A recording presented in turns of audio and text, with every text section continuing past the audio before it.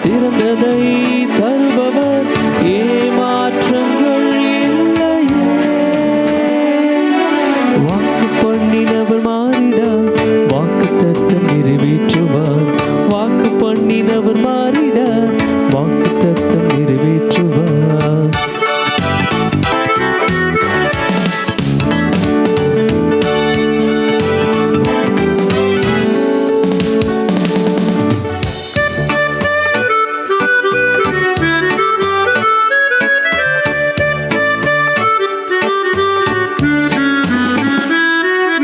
காலங்கள் கடந்ததோ, தாமதமானதோ, வாக்கு தத்தங்கள் உன் வாழ்வில் தொலைந்ததோ. காலங்கள் கடந்ததோ, தாமதமானதோ, வாக்கு தத்தங்கள் உன் வாழ்வில் தொலைந்ததோ. வாக்கு தந்தவர் சிறந்தவர், சிறந்ததை தருபவர், ஏமாற்றங்கள் இல்லையே. வாக்கு தந்தவர் சிறந்தவர், சிறந்ததை தருபவர், ஏமாற்றங்கள் இல்லையே. வாக்கு பண்ணினவர் மாறிடா, வாக்கு தத்தம் நிறைவேற்றுவார். வாக்கு பண்ணினவர் மாறிடா, வாக்கு தத்தம் நிறைவேற்றுவார். சோர்ந்து போகாதே, நீ சோர்ந்து போகாதே, சோர்ந்து போகாதே, உன்னை அழைத்தவர் உண்மை உள்ளவர். சோர்ந்து போகாதே, நீ சோர்ந்து போகாதே, சோர்ந்து போகாதே, உன்னை அழைத்தவர் உண்மை உள்ளவர். ஆண்டவராகிய இயேசு கிறிஸ்துவின் நாமத்தினாலே உங்களுக்கு என்னுடைய அன்பான வணக்கத்தையும் வாழ்த்துதலையும் தெரிவித்துக் கொள்கிறேன். விசுவாசம் என்ற தலைப்பிலே நாம் சற்று நேரம் தியானிக்க இருக்கிறோம். முதலாவது, விசுவாசமானது என்ன? விசுவாசத்தை குறித்த அநேக பதில்களை நமக்கு எபிரேயர் 11ஆம் அதிகாரம் தெரிவிக்கிறது. விசுவாசம் என்றால் என்ன? எபிரேயர் 11ஆம் அதிகாரம் 1ஆம் வசனம் சொல்கிறது, விசுவாசமானது நம்பப்படுகிறவைகளின் உறுதியும் காணப்படாதவைகளின் நிச்சயமுமாயிருக்கிறது. நாம் நம்புகிறதின் உறுதியாக இருக்க வேண்டும், நாம் காணாதவைகளில் நாம் நிச்சயமாக இருக்க வேண்டும். அதுதான் விசுவாசம். வேதம் திட்டமும் தெளிவாய் சொல்கிறது. எபிரேயர் 11ஆம் அதிகாரம் 6ஆம் வசனத்திலே, விசுவாசம் இல்லாமல் தேவனுக்கு பிரியமாயிருப்பது கூடாத காரியம்.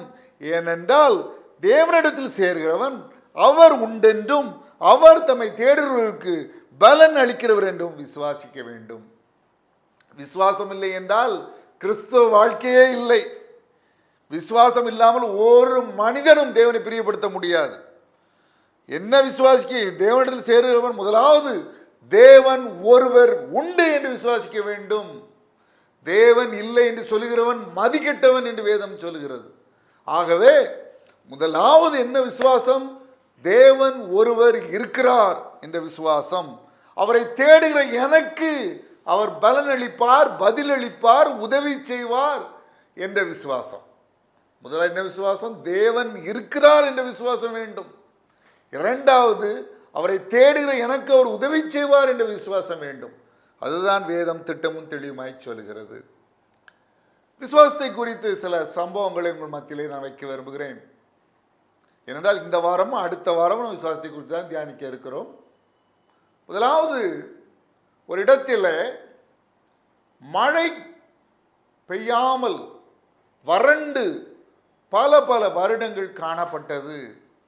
ஆகவே அந்த சபையார் எல்லாம் கூடி மழைக்காக ஜெபிக்க வேண்டும் என்று ஒரு அறிவிப்பு கொடுத்தார்கள். மழைக்கு ஜெபிக்க கொடுத்த அறிவிப்பு கொடுத்தவுடன் சிறியவர்கள் பெரியவர்கள் எல்லாரும், வாலிப தம்பி தங்கைகள் தாய்மார்கள் எல்லாரும் கூடிவிட்டார்கள். அங்கே ஒரு சிறு பிள்ளையை பார்த்து எல்லாரும் சிரித்தார்கள், நகைத்தார்கள். மழைக்கு வந்து பல வருடங்களாகிவிட்டது. அந்த பிள்ளை ஒரு குடை கொண்டு வந்திருந்தாள். எல்லாரும் நகைத்தவுடன் அந்த பிள்ளை சொன்னா, நம்மலாம் மழைக்காக ஜெபம் போகிறோம், மழை பெய்யும், நீங்களாம் நனைஞ்சிட்டு போகிறீங்க, நான் தான் குடை வச்சுருக்கேன், நான் நனையாமல் போகிறேன்னு சொன்னான். அவளுடைய விசுவாசத்தை ஆண்டவர் கனப்படுத்தினால் நன்றாக மழை பெய்தது. எல்லாரும் நனைஞ்சிட்டு போனாங்க. அந்த பிள்ளையை கேலி செய்து எல்லாரும் நனைஞ்சிட்டு போனாங்க.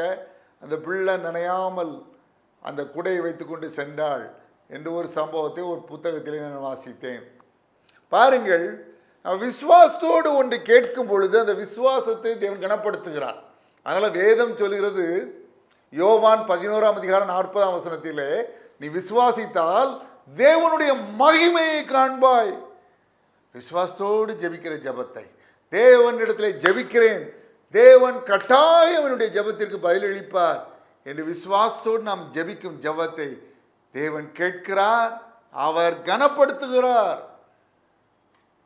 ஒரு இடத்துல ஒரு ஆலயத்தின் அருகிலே ஒரு மனிதன் சாராய கடையை கட்டிவிட்டான். அப்போ இது ஒரு நகைச்சுவையான ஒரு சம்பவம். ஆலயத்தின் அருகிலே சாராய கடை கட்டிவிட்டான். அந்த ஆலயத்தில் உள்ள பெரியவர்கள் பாதிரியார்கள்லாம் போய், ஐயா, எங்கள் ஆலயத்துக்கு இந்த சாராய கடை இடையூறாக இருக்கும், அதனால் கொஞ்சம் தள்ளி கொண்டு உங்கள் சாராய கடை நடத்துன்னு கேட்டு பார்த்தாங்க. அவன் இவ்வளோ செலவு பண்ணி கட்டிட்டேன், எங்கள் இடத்த நான் மாற்ற மாட்டேன்னு சொல்லிட்டான். உடனேலாம் சபையாரெல்லாம் கூடி ஜெபம் பண்ணாங்க, ஆண்டவரே எங்களை கண்ணோக்கி பாருன்னு. ஒரு நாள் இடி விழுந்து அந்த சாராய கடை தீப்பிடிச்சு எரிஞ்சிச்சு. உடனே சாராய கடைக்காரன் இந்த ஆலய உறுப்பினர்கள் மீது, பாதிரியார்கள் மீது அவன் கோர்ட்டில் வழக்கு தொடர்ந்தான். இவங்க ஜெபம் பண்ணனால தான் என் சாராய கடை இப்படி தீப்பிடிச்சு எரிஞ்சிச்சுன்னு. அப்போ கோர்ட்டு அந்த நீதிபதி சொன்னார், நீதிபதி விசாரித்தார், என்னையா பண்ணீங்க, உங்களால் தான் அவன் சாராய கடை எரிஞ்சிட்டுன்னு கம்ப்ளைண்ட் கொடுத்துருக்கான், கேஸ் கொடுத்துருக்கான், நீ என்ன பண்ணீங்கன்னு கேட்டு. அவங்க சொன்னாங்க, நாங்கள் வேறு ஒன்றும் செய்யலையா, நாங்கள் வெறும் ஜெபம் மட்டும் தான் பண்ணோம் அப்படின்னு சொன்னோடனே அந்த நீதிபதி நகைச்சுவையை சொன்னாராம், உங்கள் ஜெபத்தில் உங்களுக்கு இல்லாத விசுவாசம் இந்த சாராய கடைக்காரருக்கு இருந்துச்சு, நீங்கள் வெறும் ஜெபம் தான் பண்ணோன்னு அதை அலட்சியமாக சொல்கிறீங்க, ஆனால் நீங்கள் ஜெபம் பண்ணால தான் அவன் சாராய கடையை எரிஞ்சு போயிட்டுன்னு அவன் சொல்கிறான். உங்கள் ஜெபத்தில் உங்களுக்கு விசுவாசம் இல்லை, அந்த சாராய கடைக்காரனுக்கு விசுவாசம் இருக்குன்னு சொன்னாராம். பேதுரு சிறைச்சாலையிலே அடைக்கப்பட்டிருக்கிறார். அந்த பேதுரு விடுதலையாகும்படி சபையார் ஜெபித்துக் கொண்டிருக்கிறார்கள். அங்கே பேதுருவை தேவன் அற்புதமாய் விடுவிக்கிறார். பேதுரு வந்துட்டாரு, ஆனால் அவரை பேதுரு என்று நம்ப மறுக்கிறார்கள். அந்த பகுதியை உங்களுக்கு சொல்கிறேன். அப்போஸ்தலர் 12:13 பேதுரு வாசற் கதவை தட்டின போது ரோதே என்னும் பெயர் கொண்ட ஒரு பெண் ஒற்று கேட்க வந்தாள். அவள் பேதுருவின் சத்தத்தை அறிந்து சந்தோஷத்தினால் கதவை திறவாமல் உள்ளே ஓடி பேதுரு வாசலுக்கு முன்னே நிற்கிறார் என்று அறிவித்தாள். பாருங்க, அதுக்கு முந்தி பேதுருக்காகவும் ஜெபம் பண்ணுறாங்க. பேதுரு அப்போஸ்தலர் 12:12 சொல்லுது, அவன் இப்படி நிச்சயித்து கொண்டு மார்க்கு என்னும் பெயர் கொண்ட யோவானுடைய தாயாகிய மரியாளுடைய வீட்டுக்கு வந்தான். அங்கே அநேகர் கூடி ஜெபம் பண்ணி கொண்டிருந்தார்கள். பேதுருவை விடுதலை பண்ணிட்டார் ஆண்டவர். ஆனால் அவங்க என்ன சொல்கிறாங்க பாருங்க, 12 அப்போஸ்தலர் 12:15 அவர்கள் நீ பிதற்றுகிறாய் என்றார்கள். பேதுருக்காக தான் ஜெபம் பண்ணுறாங்க. பேதுரு ஆண்டவர் விடுதலை பண்ணிட்டாரு. ஆனால் பேதுரு ஆண்டவர் விடுதலை பண்ணிட்டார், பேதுரு வந்துட்டார்ன்றது அவங்களால நம்ப முடியல. அப்போ என்ன விசுவாசத்தோடு ஜெபம் பண்ணியிருப்பாங்கன்னு பாருங்கள். நம்முடைய விசுவாசம் இப்படி இருக்கக்கூடாது. நம்ம ஒரு காரியத்துக்காக ஜெபம் பண்ணும்போது நிச்சயம் ஆண்டவர் ஜெபத்தை கேட்பார்.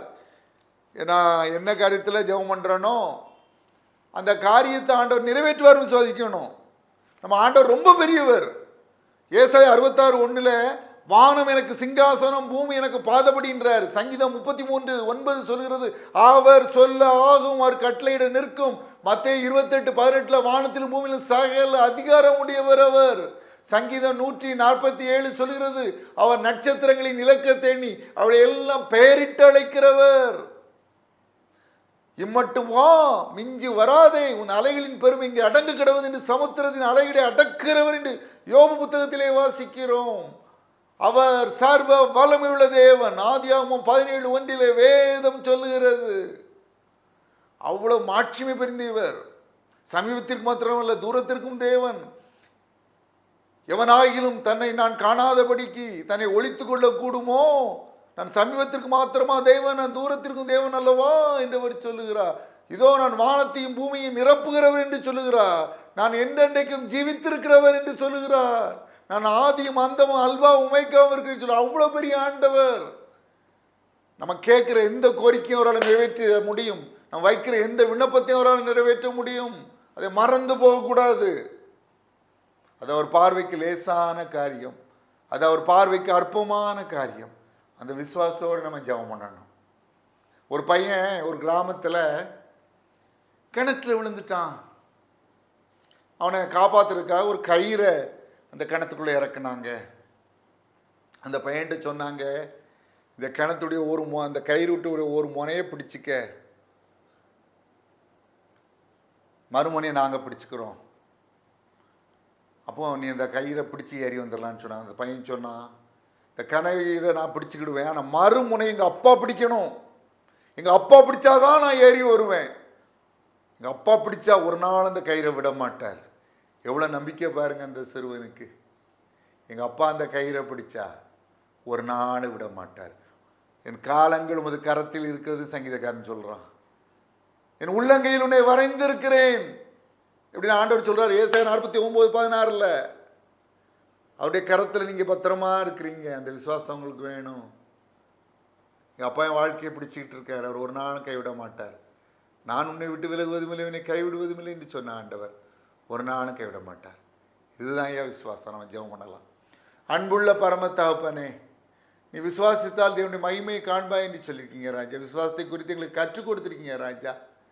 இப்பொழுதும் வியாதினால் பலவீனப்பட்ட ஒவ்வொருவரையும் உடைய கருத்திலே தருகிறேன். இயேசு கிறிஸ்துவின் வல்லமையுள்ள நாமத்தினாலே சகல வலிகளும் வியாதிகளும் பலவீனங்களும் நோய்களும் சுகவீனங்களும் நீங்கும்படி கட்டளை கொடுக்கிறேன். Be healed in the mighty name of Jesus Christ. ஒவ்வொருவரையும் தொடுங்க. சகல துதியும் கனத்தையும் மகிமையும் வல்லமையும் ஒருவருக்கே செலுத்துகிறோம். இயேசு கிறிஸ்துவின் நாமத்தினாலே வேண்டிக் கொள்கிறோம் பிதாவே, ஆமென். இதை கேட்டுக்கொண்டிருக்கிற, இதை பார்த்து கொண்டிருக்கிற அன்பு சகோதர சகோதரிகளே, நான் உங்களுக்காக ஜெபிக்க வேண்டுமானால் உங்கள் ஜெப குறிப்புகளை எனக்கு அனுப்பி வையுங்கள். நான் உங்களுக்காக ஆண்டவரிடம் ஊக்கமாக ஜெபிப்பேன். என்னுடைய கடந்த முந்தைய நிகழ்ச்சிகள் மூலமாக அற்புதங்களையோ ஆசீர்வாதங்களையோ நன்மைகளையோ பெற்றிருப்பீர்களானால் தயங்காமல் எனக்கு தெரியப்படுத்துங்கள். நாம் ஒன்று சேர்ந்து ஆண்டவரை துதிக்க, அவரை ஸ்தோத்தரிக்க, அவருக்கு நன்றி செலுத்த, அவருக்கு நன்றி உள்ளவர்களை வாழ ஏதுவாக அமையும். ஆண்டவராக இயேசு கிறிஸ்து தாமே உங்களை ஆசீர்வதிப்பாராக. May God bless you.